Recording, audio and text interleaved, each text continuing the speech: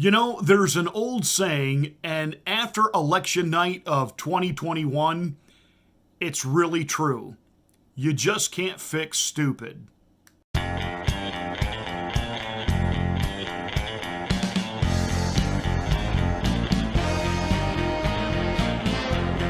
Now, of course, on election night and the next day, the lying legacy, corporate corrupt, mainstream, maniac, out of their minds media, who are really nothing more than the bullet talking points of the leftist loons in this country, lost their collective minds. They went into meltdown starting on election night when it was very obvious that Glenn Youngkin was going to win the state of Virginia. And, of course, the only reason he won it, racism. He made up the whole issue of critical race theory.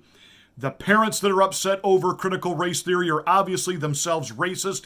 They were talking about this Tuesday night. It went on into Wednesday. Youngkin played the race card for a reason, because he knows it works on certain white voters. He did stoke white grievance politics to mobilize the Republican base. He's laundered Trump's really sort of disgusting, flagrant out racism. He's wrapped it in education. Education, right, which is code for white parents don't like the idea of teaching about race. That's the fundamental problem for these parents and this anti-CRT movement. They don't like the way whiteness is being portrayed in these new, more inclusive lessons. This wasn't about those pocketbook issues. This was about how white kids feel talking about what black kids go through.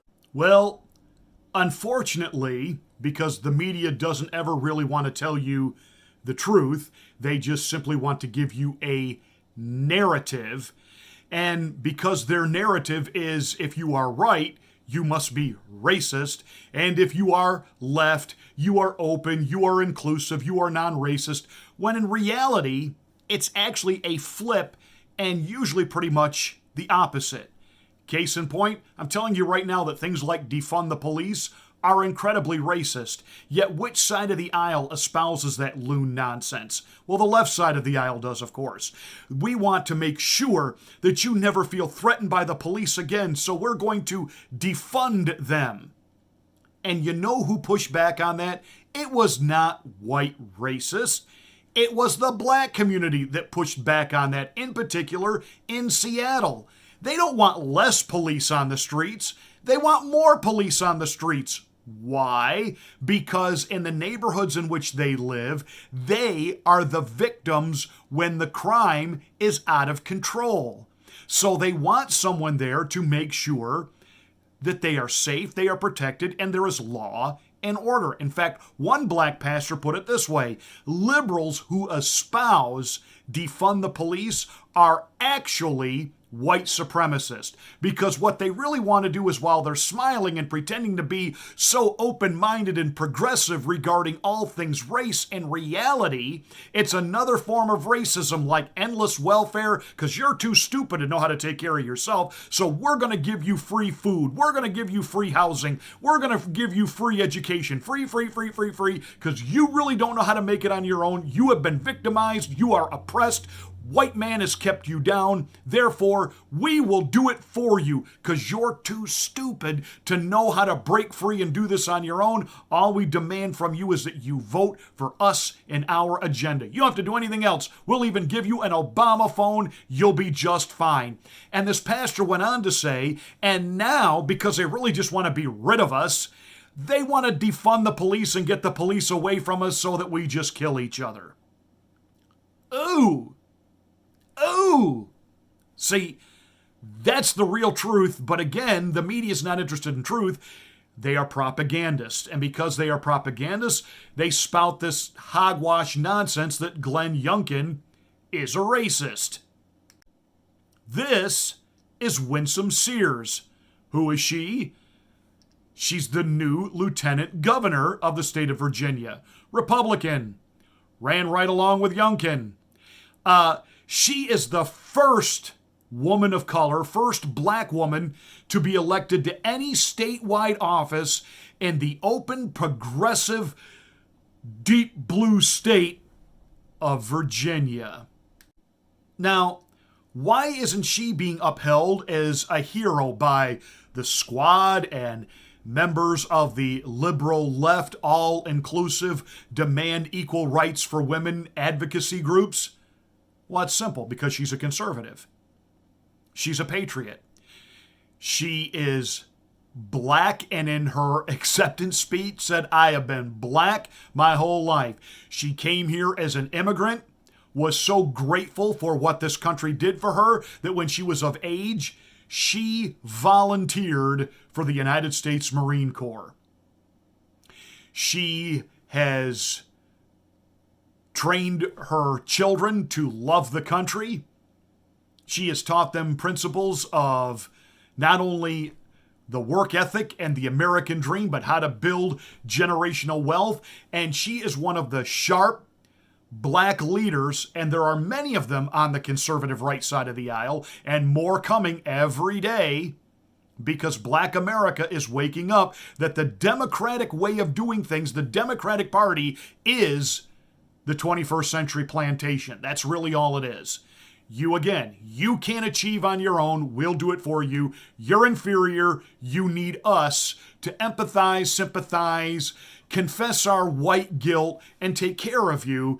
And in reality, these are some of the vilest of racist individuals who behind closed doors are pimping you for a vote. They talk nasty about you, and they keep you down, and they keep you in sections of the country and in inner cities where they certainly won't go, and you'll never get to them in their gated communities while they verbally attack Donald Trump for building a wall. Do you understand the flaming hypocrisy of liberalism? Again, these nuts about defunding the police yet had their own private security team following them everywhere they went. They would be protected, but you couldn't be. And America has had enough of this. Now, Bill Clinton, who was certainly no conservative or friend of the conservatives, when he got his backside handed to him in a midterm election, he triangulated and he worked with Newt Gingrich and the new Republican Congress, and he furthered an agenda to get things done. Obama did some of that. Now, did Joe Biden take a look at what happened on Tuesday night and said, these overreaches on things like education, this choking out of the economy, and this overreach of endless mandates, the American people have spoken. We have an opportunity here to learn, to roll this back and get it right. Is that what he did on Wednesday? One more thing. Vaccinating our children will help us keep our schools open. One more thing. Vaccinating our children will help us keep our schools open. Did you catch that? Did you catch why we played that clip twice? To keep the schools open, your kids have got to get vaccinated. Wait, what? Now again, I have to be careful here. I'm not a doctor, nor do I play one on television. But even the CDC has overwhelmingly stated that children are at minuscule risk of the virus.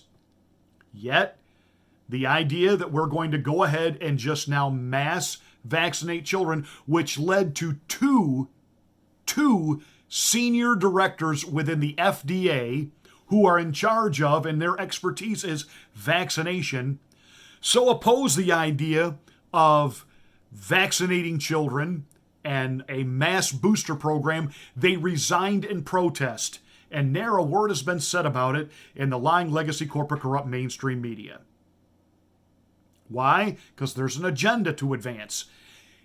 If senior members of the FDA had resigned under Donald Trump, it would be in a 24/7 news cycle. They wouldn't stop. Scientists are abandoning Trump because he's dangerous. But of course, that doesn't happen to Joe Biden. And it's not so much Biden is setting the agenda for the propaganda as much as he is responding to it and believing it. In the waning days of World War II, everyone in Germany knew the war was over and they were going to lose, and they were losing badly. Berlin was surrounded by the Allies, in particular the Americans and the Soviets. Now, unfortunately, somehow we had entered into an agreement to allow Russia to actually lay claim to the Chancellery and to go after Hitler. But we were right there. Our troops were right there. And I promise you, Patton didn't like the idea of allowing Moscow to march into Berlin. But nonetheless, that was the politics of the day.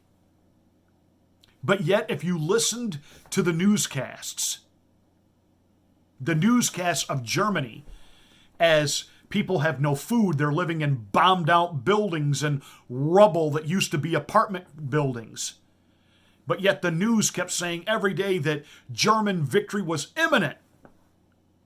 And Adolf Hitler and the generals who were with him in his bunker compound espousing this hogwash. And when it was finally too late, well, Adolf Hitler took the coward's way out, and he took his own life despite the fact he wanted the German people to fight to the death, to not surrender, but to die, while he commits suicide. See, part of the problem was, for Hitler, he began to believe his own propaganda, that he was invincible, that it would be a 1,000-year Reich. He ignored the advice of his generals. He thought he was a better tactician than they were, that he came up with better strategies than they could. And because everybody around him were yes men and told him exactly what he wanted to hear. And then when the realization finally came that it was too late, he took his own life. And I'm telling you, Joe Biden is committing political suicide for he and Harry Carey on the Democratic Party. And I'm okay with that. See, this is actually, for you and I who are conservative, this is the Great Reset. Do you understand what I'm saying? This is the Great Reset. See, unfortunately, sometimes when things are going too well, people take it for granted and they get rid of it because they don't like the personality of the person in charge, so they bring in something else thinking the same prosperity is going to follow, and that is exactly what happened to Donald Trump. Donald Trump fixed the melees and the degrading of America, and he did it so quickly. It happened so rapidly. I mean, remember, we were in an endless recession under Bush that went into the Obama years and literally no growth whatsoever. And then Trump got in there. And of course, sometimes his personality really overshadowed his accomplishments. And because people were so fixated on his personality, whether they loved him or hate him, they were transfixed on him and his personality, that so many of the things that he did that were so awesome got completely, the American people, many of them didn't even realize it was Donald Trump who got the economy rocking and rolling. And even when we were shut down, as soon as the mandates began to lift and businesses began to open, a V-shaped recovery took off like a rocket. Now, of course, Biden is trying to take credit for that. I've added 600,000 jobs a month. No, you haven't. Because the economy, the last 3 months of Donald Trump's in office was coming out of having been closed. Because guys like Fauci lied to him and said, this is what we got to do to stop the spread. And so it closed. And then when it began to reopen. In fact, if you're going to do math the Joe Biden way, then, President Biden can take a victory lap and say that, in his last couple of months in office, millions of jobs were created. Well, no, they really weren't created. They were jobs that were there and were artificially stopped, and then they just resumed. And that's the same thing that's happening under Joe Biden. Because, trust me, the American people are not feeling a great economy. Shelves are empty. There's a supply chain crisis. They may not be able to get the kids the things they want for Christmas this year. Gas prices are up. Inflation's up. Everything at the grocery store is up, up, up, up, up, up, up. And his policies of the so-called, build back better. No, just put it back the way you found it under Trump. It worked just fine. But this, giving everybody money to stay home, and it killed the economy. Employers having a tough time getting people to go back to work. And now Biden wants trillions more to do this. And none of this has worked. And yet he's doubling down on mandates. People hate the mandates. He, in that same statement, said you've got to get the vaccination to protect yourself and to protect others. And that, I'm sorry, is medical disinformation. The CDC, WHO, the WHO, WHO, the FDA all say the vaccine works to protect you. This vaccine, this mRNA vaccine, does not protect others. It protects you so that you won't get sicker and it be more serious and require hospitalization and death. Now, there are breakout cases where that does happen. But it wasn't just... So when he says the reasons you have to get it, he's actually spreading disinformation. But he's not going to be canceled for that. He's not going to be muzzled or muted for that. But he's doubling down. And in the doubling down, he is actually doing the GOP a favor. I'm telling you, the Republican Party is energized, especially with regard to what happened in New Jersey. And we know there's a little shenanigan going on there. But whether or not we get that governorship or not, it was never supposed to be a one-point race. Not when you have a 1 million+ voter advantage. 1 million more registered Democrats than Republicans in the state of New Jersey. And what you're starting to see now is a move by the big money in Republican Party politics. They're going to start investing now in areas thought traditionally blue and should be just left alone, a waste of time, a waste of money. And now there's a resurgency saying, good night, these guys are just not willing to admit what happened on Tuesday night. We could literally take the entire country. Remember a year ago how forlorn and despondent we were? Why, we were told, man, no Republican will ever be able to be elected to anything again. And I mean, the Democrats were in your face. They had power and they were going to use it. And what they've done is they have abused it and they mistook what they had as that the vast majority of the country believes with their looped out loon nonsense. And so we got an abundance of cancel culture and wokeism, and people hate this stuff. These parents aren't dreaming up critical race theory. And no, it's not simply it's not teaching correct history. No, you're making 5-year-old white kids segregate from the black kids because the black kids are scared and they feel intimidated, and you're making a 5-year-old little white boy feel like that the slavery of 250 years ago was his fault. That's not education. That's indoctrination. And that's what the American people woke up to. And I'm telling you, there are some things that happened during the pandemic that have actually turned out to be plus positives. I'm telling you right now, the Trump record is looking really good. And I know the president doesn't want to hear this, President Trump. But him not being able to tweet and mass communicate over the past several months, it's actually worked to his favor. It's worked to his advantage. Because his personality, which immediately sucks up all the oxygen in the room, would have gotten all of the attention. And now, the reason that McAuliffe, who tried to make Youngkin be a Trump, but you didn't have Trump responding in real-time tweets and insulting McAuliffe and allowing that war to start. The Trump policies, the Trump ideas, the Trump doctrine will now govern Virginia. And that's going to be replicated all over the country because Trumpism works.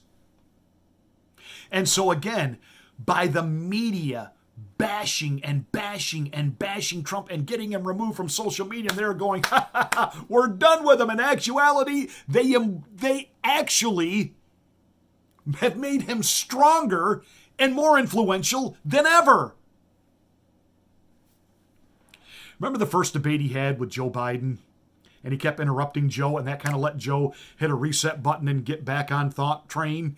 And everybody told him, Mr. President, don't interrupt Joe. Let's just let him go off on a dementia wandering. And he did do that in the second debate. And he clearly won the second debate, but by then the die was cast. And Mr. President, President Trump, love you.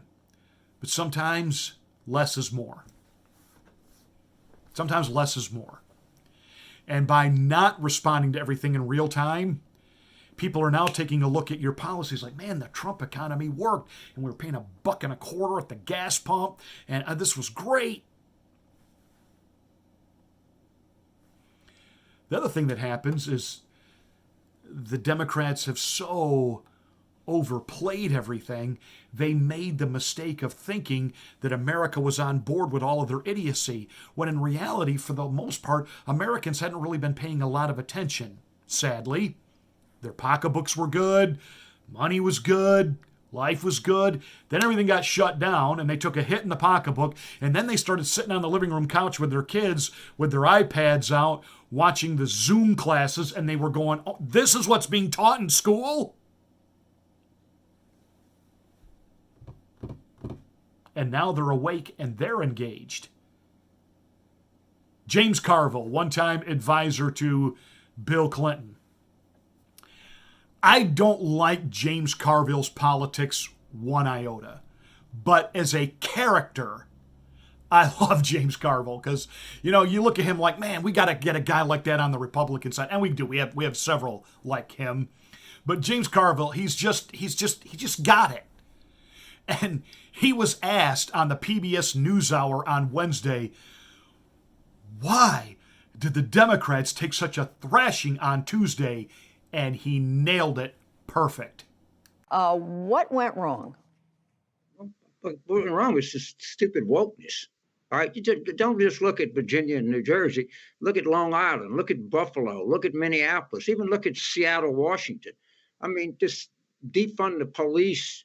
Lunacy to take Abraham Lincoln's name off of schools. I mean, that people see that, and it's just really have a suppressive effect all across the country. The Democrats, some of these people need to go to a woke detox center or something. I absolutely love that. You need to get help and go to a woke detox center. That's great. That's classic. But he's absolutely right.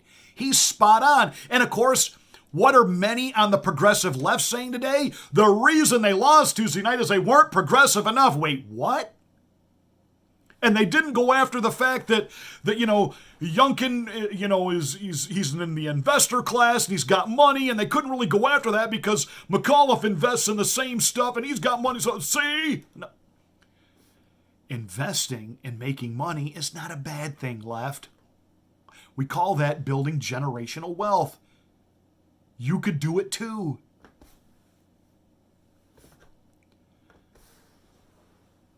But Carville, and of course he's being excoriated as old right-wing Democrat. There's nothing right-wing about James Carville. But there is some common sense there. And he's right. There are issues that they're not Democrat-Republican, they're American issues. And Democrats from the South, Democrats from the North, and Democrats from the East and West are tired of like, oh, we can't talk about Christopher Columbus. And oh, we got to take Abraham Lincoln's name off a building. And oh, got to take Thomas Jefferson's statue down. And oh, we got to rename every baseball team because, you know, it somehow insults or, you know, insinuates an insult on someone. And Carville's right. He said, just because you're a minority with a big mouth on this kind of stuff, it doesn't make you right. And it doesn't mean people like you or agree with you. And when I say minority, I'm not talking about race minority. I mean, when you're in the minority viewpoint, like the extreme LGBTQ community agenda, like, you know, you can't say anything anti-trans or we'll try to cancel you like Dave Chappelle. And what Carville's alluding to is that hogwash has got to stop, because that's all attached to the Democrats. And that was the point Carville was trying to make. In the days up to the election, what was one of the big news stories? Dave Chappelle, what Dave Chappelle said. And of course, all of the people out there thrashing and trashing him, where do you think that their ideology lies politically? And Carville's like, look, every dumb thing that Biden keeps doing, and this overreach and these mandates and this defunding the police and all of this wokeism and all of this cancel culture, the American people, by and large, look at all of it and blame the left for it. And he said, it's got to stop. And then, and only the way James Carville can say it, he was basically saying, because listen to me, leftists, America is just not that into you. But we got to stop. We got to get off of this. These people have got to understand they're not popular around the country. People don't like them. And they're voting because that's the only way that they can express themselves and how much they disagree with this. And again, I go back, and it's not just Virginia and New Jersey. It's literally everywhere up to and including Seattle. And there's a real lesson here, and it can be corrected. But these people have to understand, you're not popular. People don't ride in a car with you. They don't ride next to you in the subway. You're annoying people, and they got to understand that. He's right. Would you like to share a cab with AOC? Now, I mean, AOC is just, she's annoying. And I'm sorry, she's not terribly bright.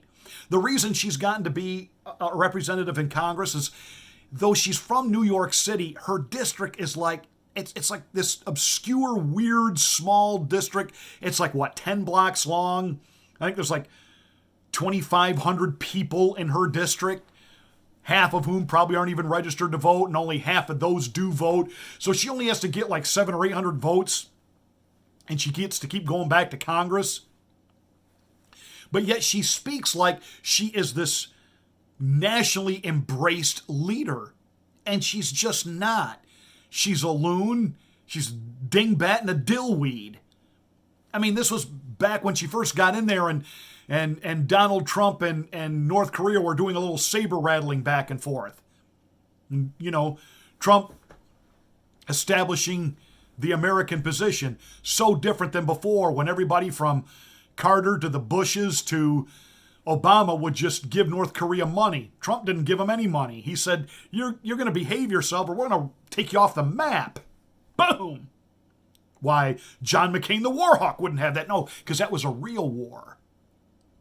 John McCain likes those CIA wars that are funded and fought proxy, and it's really all about stealing wealth and emboldening the military-industrial complex. It's not really about national security. But AOC was like, we don't have to worry about a missile strike from North Korea. There's like an 8-hour time difference. We'll have time to get ready. I mean, this is AOC, when she first got there and was, doing whatever it was, Instagram or Facebook Live, whatever it was, when she'd have her little phone and, telling us all about life in Washington, D.C. She's like freaking out in her apartment, didn't know what a dish disposal was. And is this safe? Is this environmentally friendly? Should I use it? I mean, she's just a yin-yang wingnut. So, Joe, if you're going to let the AOC set the agenda, oh, baby, oh, baby, oh, baby, you are listening to the propaganda, you're not dealing in facts, and you are committing political suicide. In America, here we go. It is the Great Reset, our reset. And now we will see the positions and the doctrine of Donald Trump will be appreciated, they will be wanted, they will be welcomed, and oh baby, oh baby, oh baby, here we go. Hey, that's it for this rant. Thank you so much for watching. Make sure you're subscribed to the channel. Smack the bell, click the word all to get notification of my next rant.